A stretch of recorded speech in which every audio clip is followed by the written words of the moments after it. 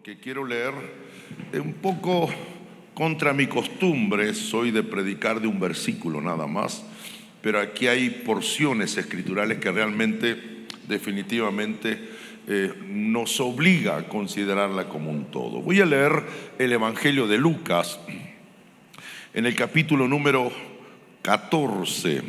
Lucas, capítulo 14.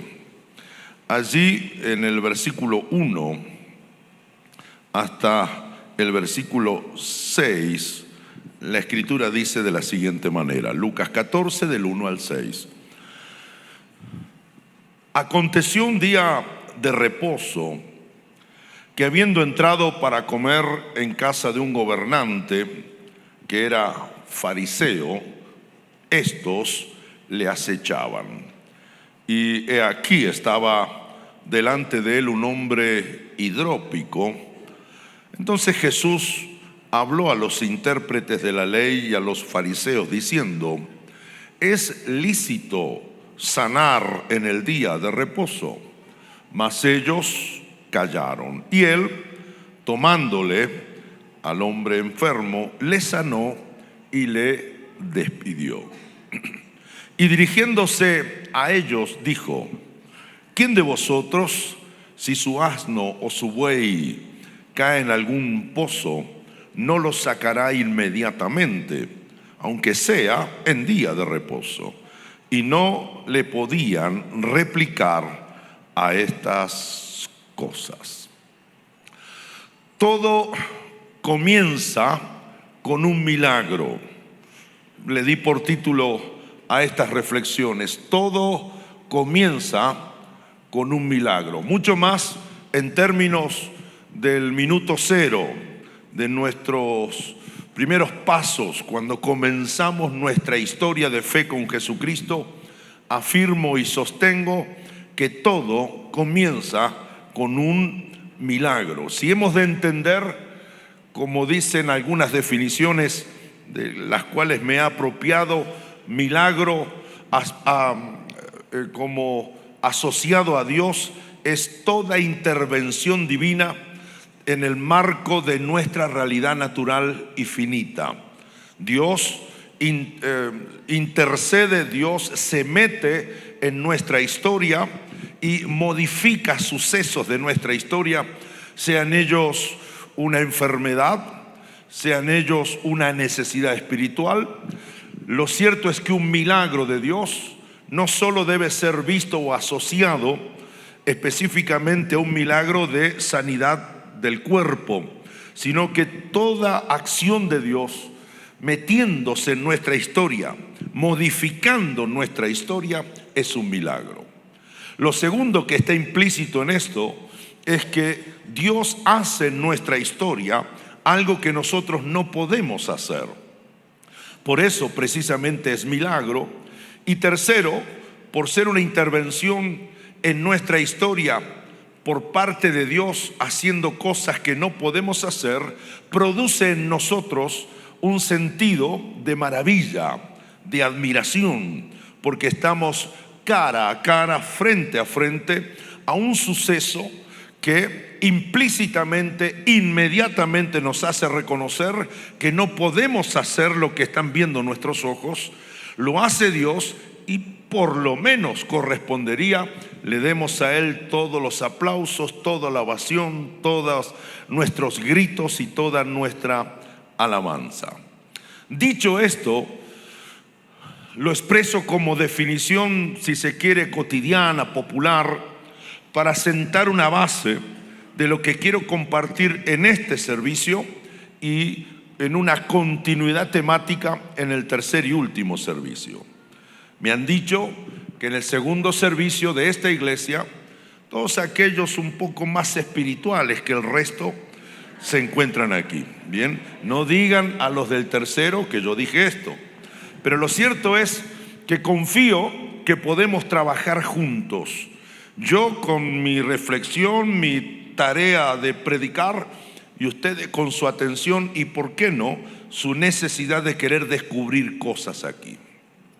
Me está pasando a esta altura de mi vida, Dios mío, voy a cumplir, yo no lo puedo creer, Ripley. Voy a cumplir 65 años el año que viene. Reprendo al que le toque la reprensión. Entonces, uno se va dando cuenta que la vida es como dos caminos en un solo camino. Es que se van construyendo sucesos todos los días. A eso súmele 43 años de casado con la Cristina. A eso súmele un poquito más de 40 años trabajando en el oficio pastoral. Definitivamente, mi definición de milagro no es solamente un googleo irresponsable, sino que lo hemos tenido que vivir en carne propia, en historias y en experiencias propias. Por eso, encontrarme con este fenómeno en la lectura del texto que acabo de hacer, por lo menos me entusiasma, y Dios me dé la gracia para lograr que ustedes también se entusiasmen con la lectura de este texto. Según vimos en el primer versículo, Cristo entra a una casa a comer. Definitivamente es una comida. No dice que sea una boda, es una fiesta, es una celebración. Y me parece interesante porque la ley de la comida donde hay invitados no difiere demasiado de las leyes nuestras en términos de una comida que se ofrece y de invitados a quienes se los convocan para asistir a ella. Hay reglas claras cuando de comidas o de fiestas se habla. Y esto es hasta casi un fenómeno universal. No importa quiénes son los que la organicen, a qué cultura pertenecen o qué idioma hablan. Por lo general, hacer una fiesta, comida, una celebración, tiene 4 o 5 reglas que son definitivamente universales, le llamo yo. La primera es que siempre hay una lista de invitados. Estoy tremendo con mis descubrimientos. Siempre hay una lista de invitados, 1, 2 o 200, pero siempre hay una lista de invitados, lo cual significa que solo los invitados pueden asistir. Hay lugares donde estos esfuerzos de mi cabezota me los aplauden, pero hay una lista de invitados, significa que si usted no está invitado no entra. Una segunda regla o segundo elemento conformante de una comida fiesta es que el menú y el presupuesto están armados en función de la cantidad de invitados. O sea, si hacemos una comida para 20, que no me lleguen 40. O sea, no puedo invitar 40 cuando planifiqué solamente para 20. Eso sucede en todos los ámbitos cada vez que hay que organizar una comida. El tercer elemento es que el que invita se reserva el derecho de admisión y de permanencia. El que armó la comida es el que invita. Por lo tanto, él dice quiénes entran, inclusive hasta quienes permanecen dentro del evento de la celebración. Porque el dueño establece las reglas, las condiciones de la comida, sencillamente por una razón: él es el que paga, él es el que corre con el presupuesto. Y finalmente la otra regla es que la comida que se ofrece o la fiesta que se ofrece a los invitados hablará mal del anfitrión o hablará bien del que la organizó. Aquí debe suceder lo mismo. Y vamos, pecadores, digo, hermanos, seamos honestos, manos en el corazón. Dígame o niégueme si alguna vez fue una fiesta y después que pasó la fiesta salimos hablando de ella. Póngame música de entrega del alma al Señor. Vamos, a todos nos pasó, inclusive el que predica. Y a veces yo no he querido organizar alguna comida por temor a lo que dirán los salvajes una vez que vengan, se coman hasta el mantel de la mesa, porque van a salir hablando después. Entonces, como que no los conozco y los conozco. Como que los vi en el auto cuando se subieron después de haber pasado la fiesta. Se miran, el viejo a su vieja, y no dicen nada, pero después de unos minutos lo dicen.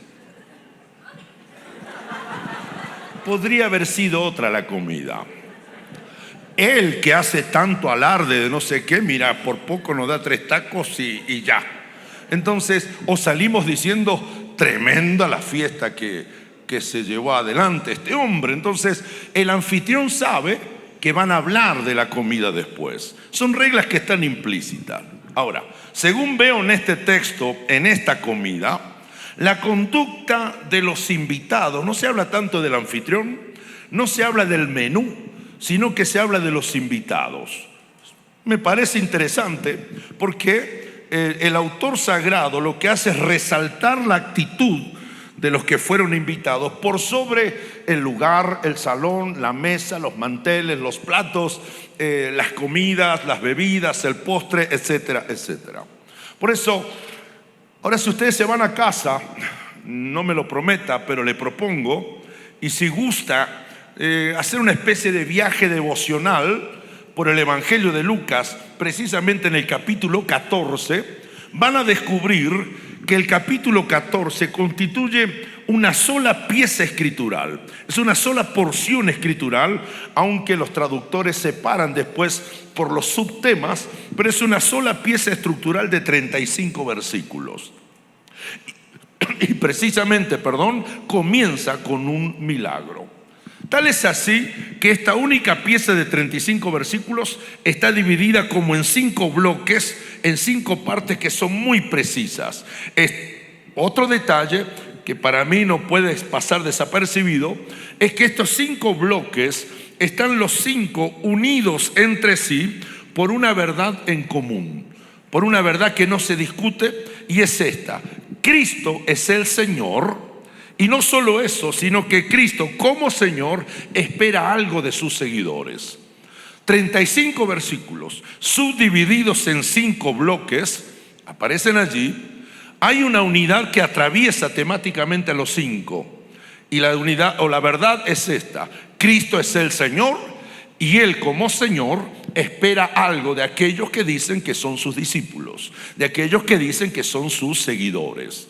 Quiere decir entonces que al salir de este servicio y luego de oír esta especie de reflexión, sermón, exégesis en voz alta, deberíamos salir de aquí por lo menos entendiendo algo. 1, Cristo es el Señor de tu vida. Y 2, Cristo espera que hagas algo por ser seguidor de Él. Cristo es el Señor de mi vida y Él espera que yo haga algo precisamente por mi condición de ser un seguidor de Él. Así que está claro que la primera porción es un milagro. La segunda porción es la actitud. Hablaré de ella en el tercer servicio. La tercera porción son las excusas. La cuarta son los espacios o los lugares. Y la quinta es el costo de seguir a Jesucristo. Dios mío, mire, Él está en una comida y termina hablando del costo de seguirlo a Él. Definitivamente mis respetos hacia nuestro Señor por esa habilidad que tiene de transformar una comida en una especie de sermón en vivo y en directo, con ejemplos prácticos delante de todos ellos. Así que en mi análisis descubro que es notorio, es visible en este capítulo por lo menos, donde se resalta lo que vengo diciendo: la centralidad del Señor Jesucristo en la historia y principalmente lo que Él espera de quienes dicen ser sus discípulos. Cristo, Él no está feliz si lo pongo en mi bolsillo. Cristo no está feliz si lo pongo en otro bolsillo pequeño de mi saco. Cristo ocupa el centro de mi vida, ¿bien? Y por ocupar el centro de mi vida, tu vida, nuestra vida, Él espera que nosotros hagamos algo. En el libro que presento en este viaje, una de las tesis o argumentos es esta: hay Cristo para todos los gustos y todos los tamaños. Hay un Cristo católico, hay un Cristo evangélico, hay un Cristo hollywoodense, hay un Cristo made in yo, según el Cristo que yo me invento. Bien, la Biblia me habla de un Cristo y yo digo, bueno, y a mí Cristo trabaja conmigo de otra forma. O sea, ni Biblia, de hecho me preocupa que así sea, pero frente a eso me parece que si algo necesitamos recuperar como grey cristiana es nada más ni nada menos este principio universal, fundamental y central: Cristo es el centro de mi historia. Y Él espera no que yo viva como me plazca, sino que si soy su seguidor, Él espera que yo viva de acuerdo a lo que Él me indica con sus preceptos. Así que toda la enseñanza aquí se desarrolla en el marco de una cena, en el marco de una comida que denuncia lo que yo llamo un contraste.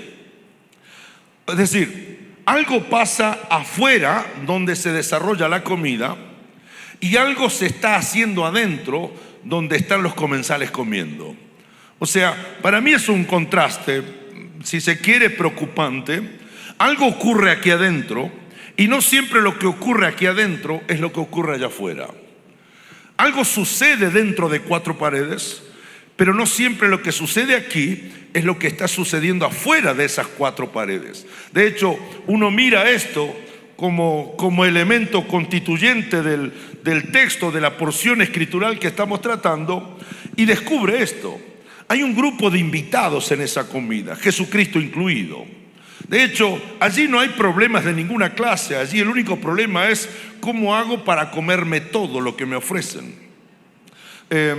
Entonces, pensándolo en esta línea y dándome cuenta de esto, voy tímidamente descubriendo a mi Señor que Él acepta el convite, la invitación, pero va a utilizar la invitación para poder dejar clamada en el corazón nuestro qué es lo que Él espera de aquellos que dicen que son sus seguidores. Son dos situaciones distintas que no siempre son consideradas, por lo menos en la lectura de este fenómeno histórico.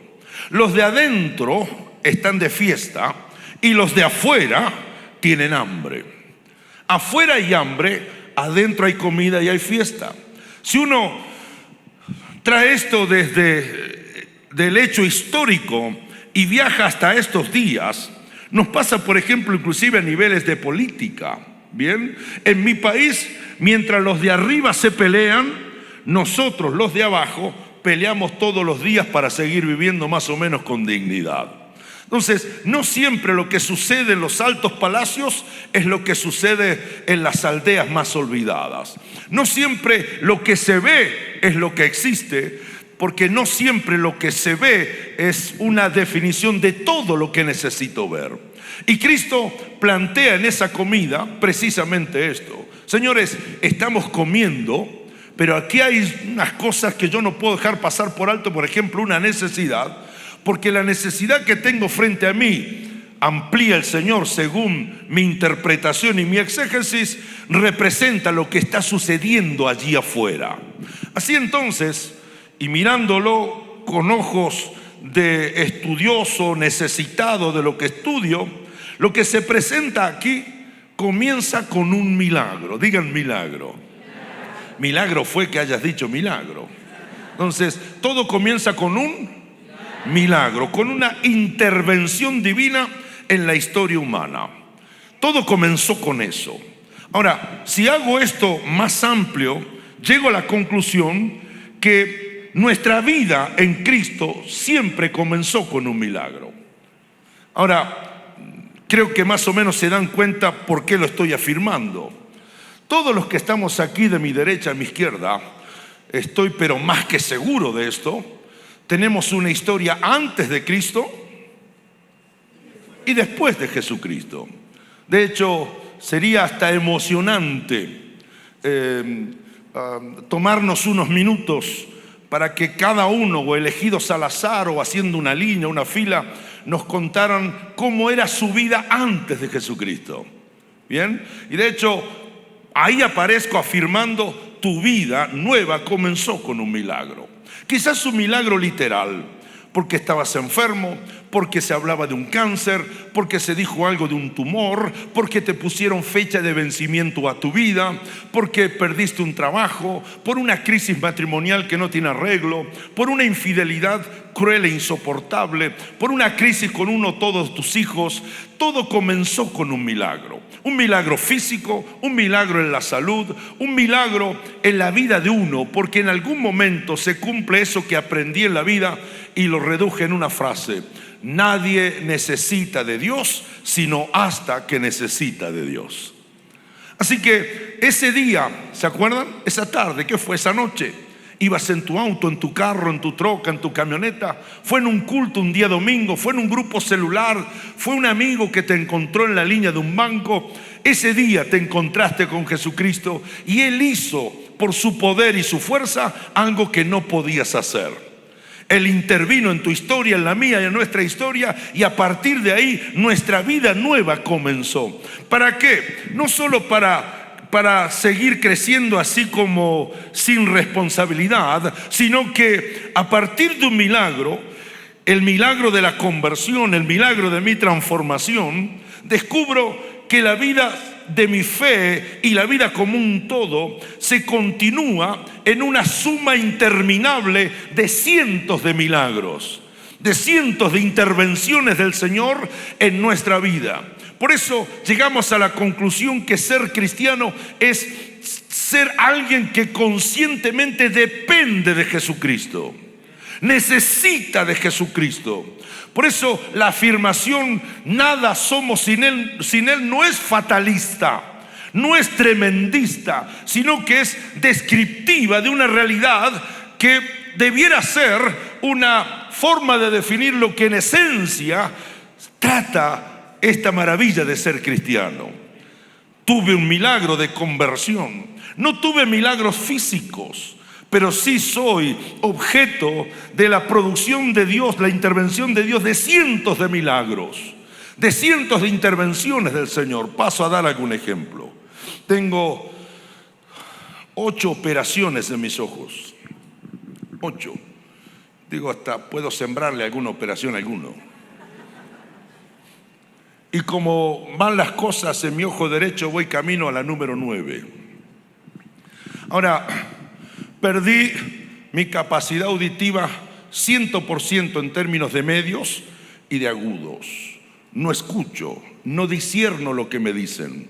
Entonces, ahora, ¿Cristo ha sanado a personas de sus oídos? Claro, fue un milagro físico. Y la transformación y la sanidad de su audición provocó que se entreguen a Cristo. Pero el tema no es el milagro puntual, el tema es cómo sigue la vida de aquel que recibió el milagro. ¿Están conmigo?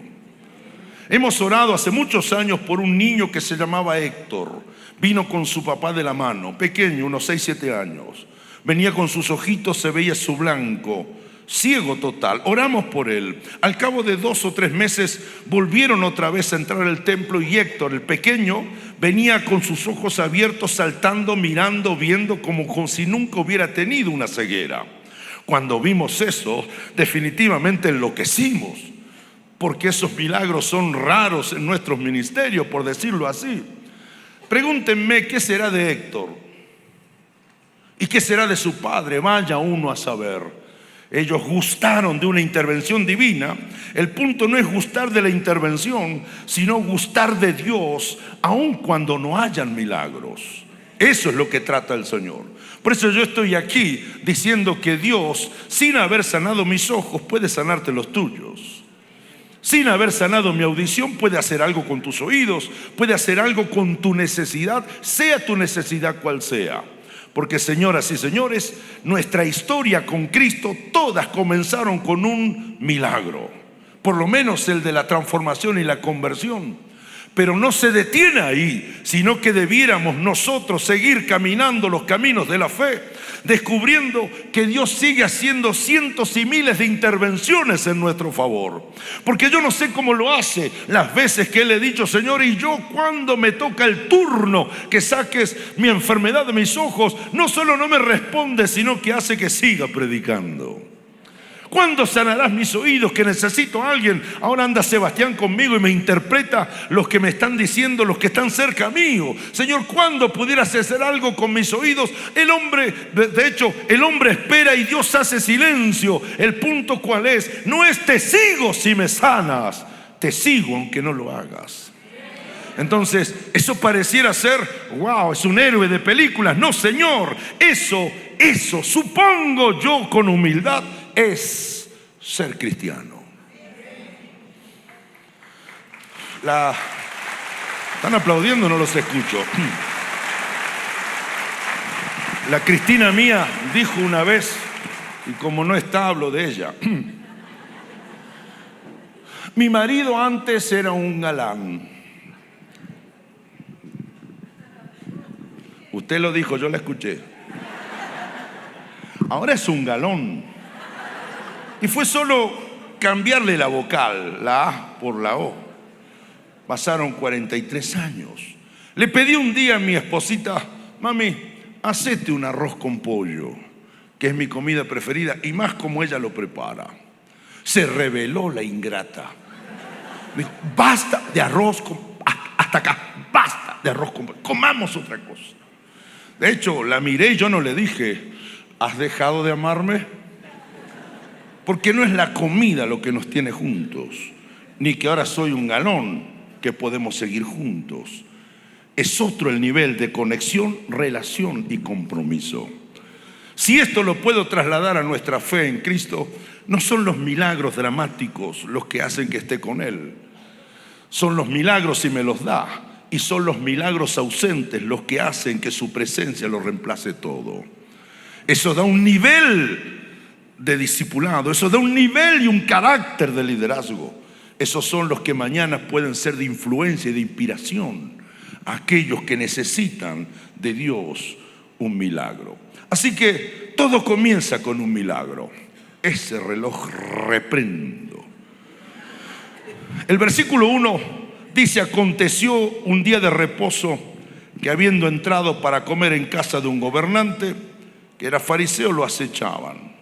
Y había allí delante de Cristo un hombre hidrópico. Ya leí el texto y usted sabe lo que pasó. Aunque Cristo tenía problemas permanentes y diarios con los fariseos, tal es así que el evangelista dice que los fariseos, amigos del fariseo que armó la comida, vinieron a la comida para acecharlo. De hecho, aun cuando Cristo tenía problemas con ellos, igualmente en ciertas ocasiones aceptaba ir a compartir algún tiempo con ellos.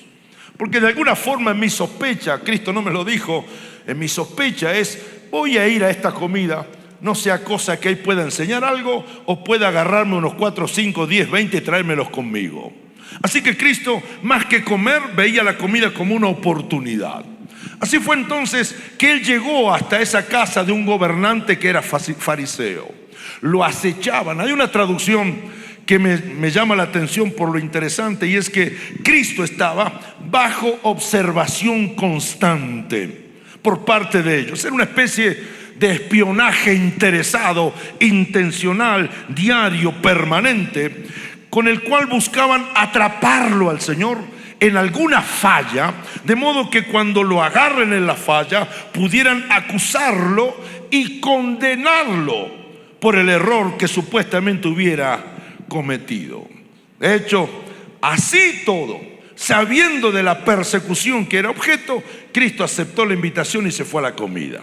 En esa comida está sentado frente a él, el autor sagrado dice, un hombre hidrópico, un hombre enfermo de hidropesía.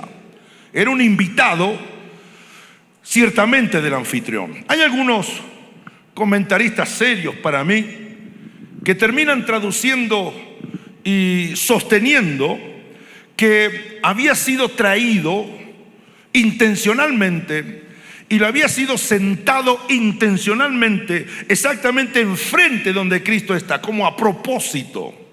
Lo sientan frente al Señor Jesucristo. ¿Por qué? Porque ya Cristo era precedido por su fama y la gran mayoría ya sabía que es muy posible que si Cristo veía un enfermo lo iba a sanar. Si veía a un necesitado iba a hacer algo por su necesidad.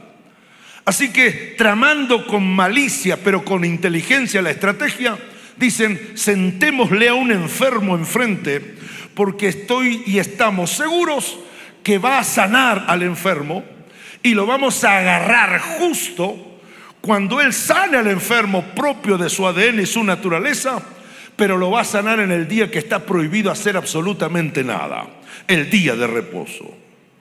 El detalle que hace ruido aquí es que estos fariseos no querían que el hidrópico fuera sanado, porque lisa y llanamente no les interesaba la sanidad del hombre, Lo que ellos querían era que Cristo cometiera el error de sanarlo el día sábado y con eso rompiera la prohibición de tener que hacer ciertas cosas. Lo concreto es que el hidrópico fue usado como señuelo, como una carnada. Hidrópico, hidropesía. Se define como ciertamente una patología, una condición, y se la conoce como una acumulación anormal de líquido seroso en los tejidos del cuerpo. El cuerpo se inflama debido a los líquidos en cavidades y en los tejidos. Y la hidropesía se hace notoria en 3 partes del cuerpo: el tórax, el abdomen y el rostro, la cara, que se hinchan considerablemente, llamativamente, de una manera que preocupa. No es solo una especie, y lo digo con respeto, de gordura, sino que es una hinchazón provocada por un descontrol en todos los procesos de los líquidos en el cuerpo de ese paciente. Así que estaba implícito que todos esperaban que Cristo hiciera algo por él, porque no le pusieron a alguien que había muerto para que lo resucite, ni tampoco a alguien que estuviera ciego para que le devuelva la vista. Pusieron un caso difícil de un señor con retención de líquidos de manera crónica. Así que ellos esperaban que hiciera algo con él, aunque nadie, hidrópico incluido, le pidieron que hiciera algo. No hay en ninguna parte del texto que alguien le hubiera pedido que sanara a ese hombre. No obstante, el Señor hace una pregunta. Perdón, a veces no puedo con los entusiasmos de mis propios descubrimientos, porque trato, para entender un texto de tanta historia, lo que hago como técnica, como dinámica, es tratar de meterme adentro del evento que estoy leyendo. Le animo que si gusta usted haga lo mismo, porque yo leo el texto y lo que tengo es a Cristo sentado, el Señor hidrópico enfrente. No cruzan ni una palabra, ni un tú eres Jesús, onda, ¿y usted qué le pasa? ¿Qué le duele? No hay nada de eso. Tampoco hay conversaciones con el anfitrión ni con los fariseos. Así de onda nomás decimos en Argentina, así de pronto nomás, el Señor hace uso de la palabra. Y es interesante que lo que Él va a plantear es una especie de descontrol para ellos, porque ve al hombre enfermo, nadie le pide que lo sane, ni el enfermo ni los anfitriones, y Cristo, después de degustar un pedazo de lo que esté comiendo, una carne, vaya uno a saber, con respeto se seca los labios y dice: perdón, una pregunta, ¿es lícito sanar a alguien en el día de reposo? Todos se están comiendo y Él aparece con esta pregunta. No tiene, desde el punto de vista de la línea temática, no tiene nada que ver, porque no estaban discutiendo la sanidad, están comiendo. Y Él así de pronto dice: ¿es correcto? ¿Es lícito? ¿Le agrada a Dios que sanemos a un enfermo en el día de reposo? Porque es evidente, de hecho yo me metí en el del túnel del tiempo y me senté al lado del hidrópico y le miré los ojos a Jesús y dije: lo va a sanar. Lo va a sanar. Porque si dice es lícito sanar, ¿qué es lo que va a hacer? Lo va a sanar. Y yo dije: no puede con su genio, lo va a sanar. Pero primero hace la pregunta como tocando la temperatura del ambiente que lo rodea. Él lo va a sanar. Pero con esa pregunta, Cristo, antes de hacer nada, lo que Él hace es establecer 2 cosas. La primera, diga primera.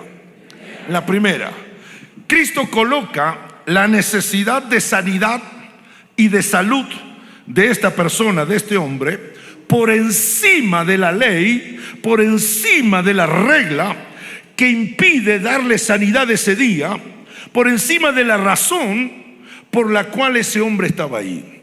De nuevo, el hombre está enfermo. Hoy es día de reposo. Mañana te doy turno para que me veas en la oficina. No, te voy a sanar. Pero antes de hacerlo, pregunta: ¿está bien lo que sanarlo? Nadie contesta. ¿Qué es lo que hace? Suelte una sonrisa. Ese es Jesucristo de tu corazón. ¿Qué es lo que hace?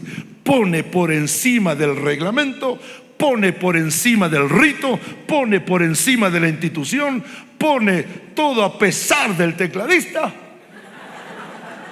¿Me mira? ¿Me vas a saludar a la salida? Yes. Por encima de la ley, de la prohibición, coloca la necesidad de la persona. Lo segundo que hace es que coloca la solución a la altura, permítanme y entienda lo que trato de transmitirle. La necesidad del hombre la coloca a la altura de algo obvio, de algo lógico. Por ejemplo, es algo lógico. Si yo tengo un asno, si tengo un buey y en el día de reposo se me cae en un pozo, yo no le digo, oh amado buey, aguanta hasta mañana. No, Cristo los mira diciendo, hey, ¿acaso no sacan a esos pobres animales? Lo que está transmitiendo Cristo es que hay cosas que se solucionan aquí y ahora. ¿Bien? Algo así como, le duele, grite. Está enfermo, vaya al médico. Porque hay algunos que yo no los entiendo. Se me parte la cabeza. ¿Qué hago? Anda al médico. Tome una medicación. Entonces se perpetúan en cosas que hay que resolverlas desde lo práctico. ¿Bien? Si él mira a su esposa que le pone ojitos de me da un abrazo y él le dice, ¿qué necesita mi vida?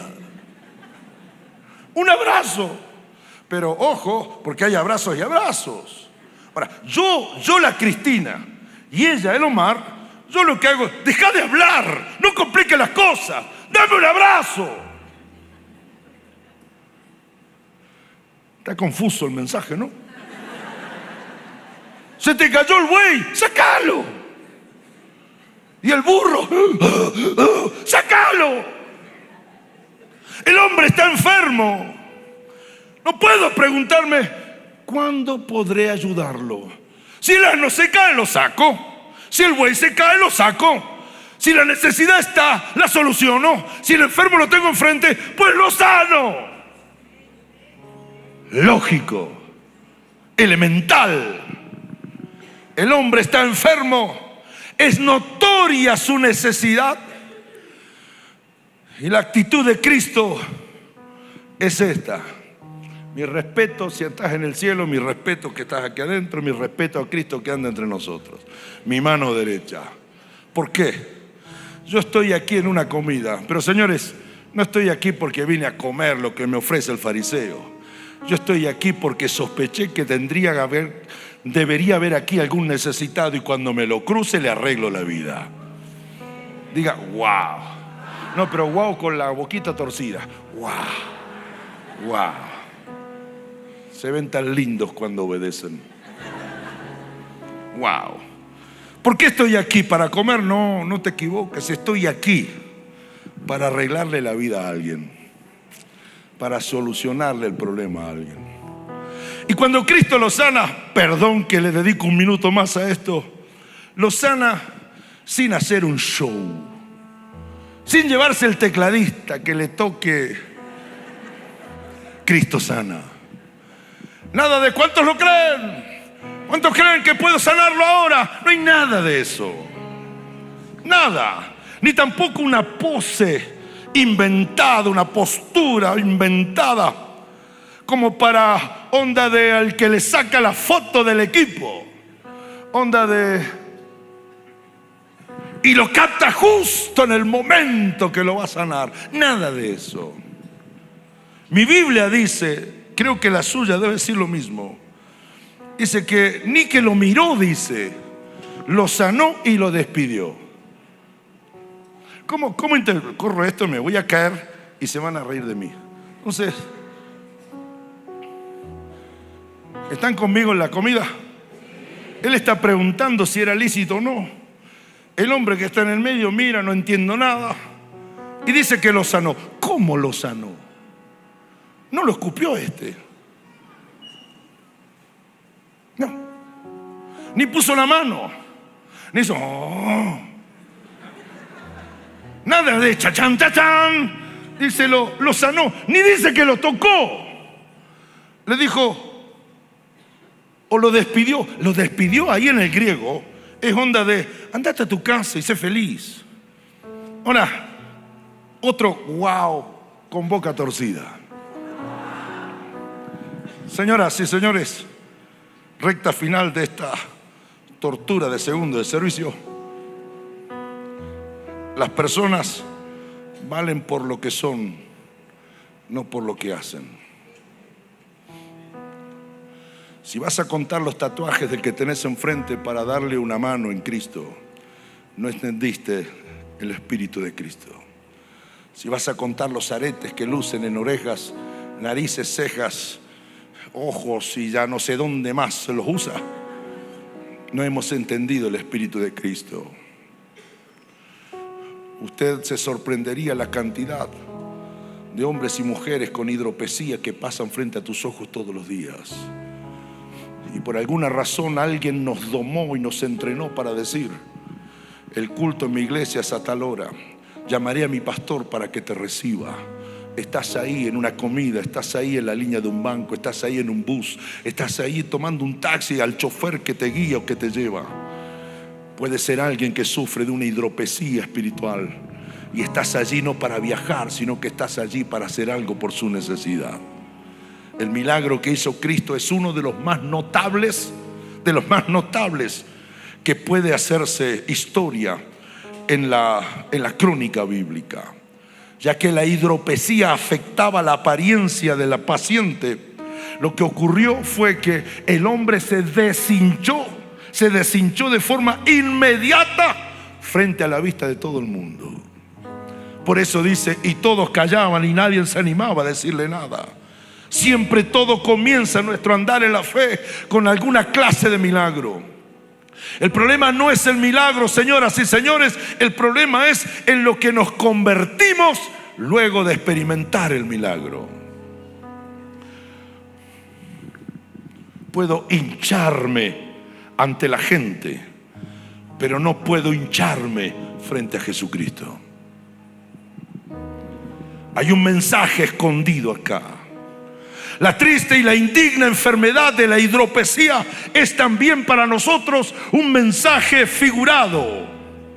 Es también un mensaje contundente para nuestra forma de entender la fe y aún también de interpretar nuestros logros. Porque si yo creo que tengo algo especial por lo cual yo puedo exigir o reclamar centralidad, reclamar tratos, aplausos a aquellos que me convocan, yo estoy enfermo. Porque el único que puede hacer ese reclamo se llama Jesucristo. Si en verdad tengo algo bueno, a veces lucho con mis propias supuestas habilidades. Estoy firmando libros en una nación del Caribe. Estoy transpirado hasta el blanco de las córneas. Y mientras firmo y toda mi camisa transpirada, pasa alguien detrás mío, su mano en mi espalda, se mira y me dice, aunque sea tu unción me llevo.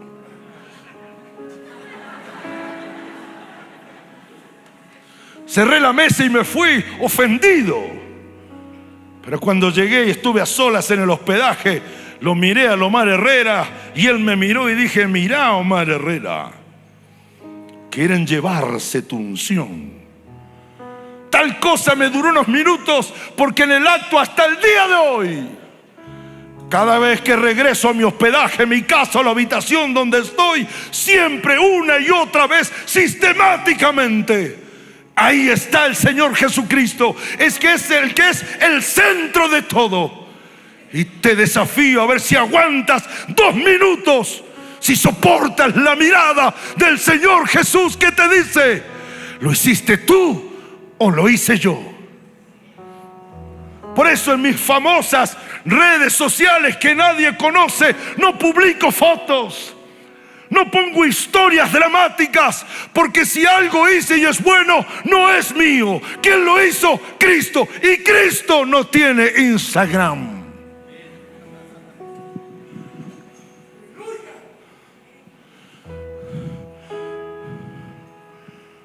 Porque si yo reclamo aplausos, voy a sufrir hidropesía. En tantos años de caminar el ministerio como pastor, algo ha sido muy común de ver. Y es cuando los que recibieron el milagro de conversión, de hecho, o el milagro específico por una necesidad, es doloroso ver cómo se van hinchando. Porque una especie de hidropesía los va poco a poco desfigurando, haciéndoles creer que sus logros, su ministerio, sus dones, su fama, sus fans, sus likes, sus exigencias son argumentos pesados y justificados como para reclamar centralidad, cuando en el centro siempre debe estar Jesucristo. Entre la hidropesía y Jesucristo, el que prevalece y reina es el Señor. En un sentido figurado, la hinchazón o la hidropesía espiritual como actitud nos desfigura, nos hace más lentos. Y de hecho, nota uno que uno termina durando poco tiempo delante del Señor, quien debe llevarse toda la gloria.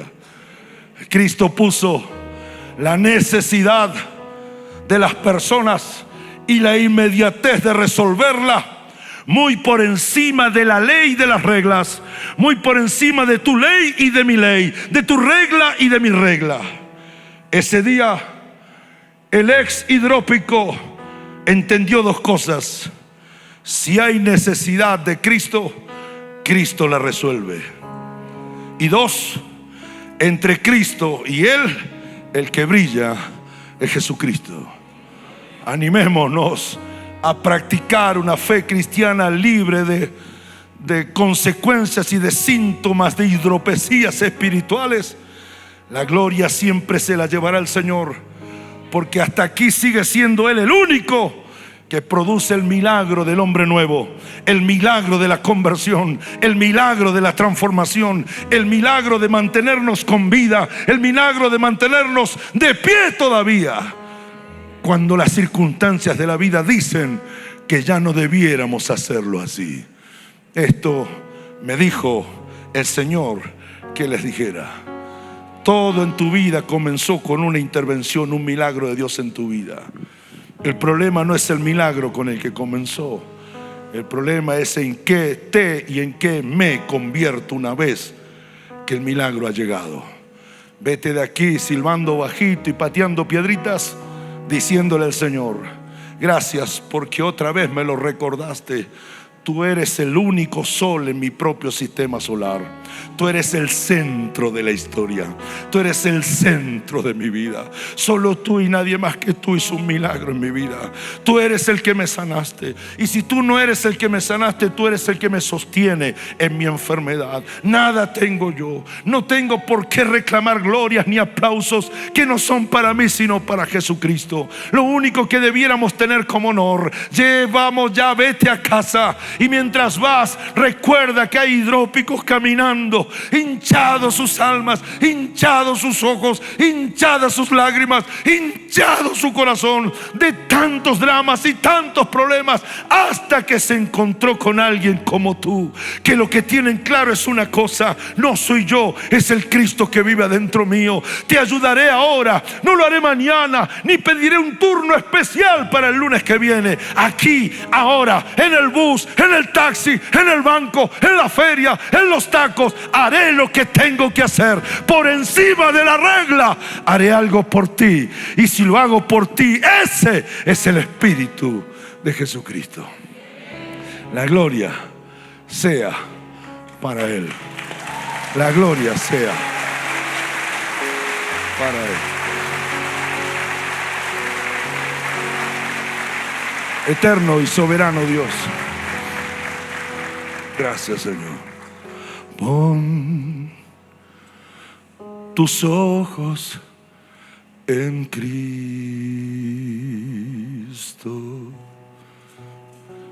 tan llenos de gracia y amor, y lo terrenal sin valor será a la luz del glorioso Señor. Tus ojos cerrados, este canto es tu oración y mi oración es nuestra oración. Digamos ahora: pongo mis ojos en Cristo, tan llenos de gracia y amor, y lo terrenal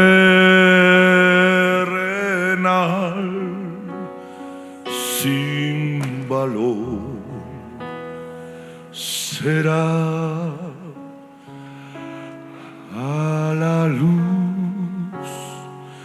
del glorioso Señor. Toda la gloria es para ti, toda la honra es para ti. Si lo crees, dásela en este momento al Señor.